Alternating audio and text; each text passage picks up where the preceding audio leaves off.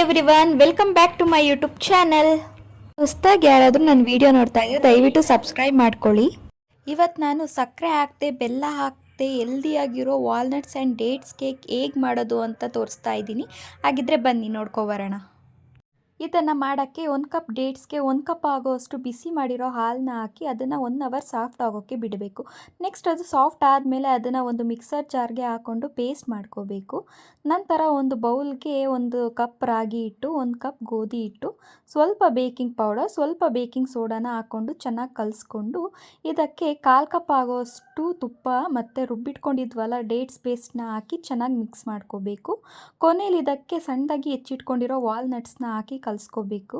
Next ಇದನ್ನು ಒಂದು cake ಮೌಲ್ಡ್ಗೆ transfer ಮಾಡಿಕೊಂಡು ಅದರ ಮೇಲೆ ಸಣ್ಣದಾಗಿ ಕಟ್ ಮಾಡ್ಕೊಂಡಿರೋ ವಾಲ್ನಟ್ಸ್ನ ಹಾಕ್ಕೊಂಡು 20 ಮಿನಿಟ್ಸ್ ಏರ್ ಫ್ರೈಯರ್ ಅಥವಾ ಓವನಲ್ಲಿ 180 ಡಿಗ್ರಿಯಲ್ಲಿ ಕುಕ್ ಮಾಡಿಕೊಂಡ್ರೆ ಟೇಸ್ಟಿಯಾದ ಹೆಲ್ದಿಯಾದ walnuts and dates cake ready.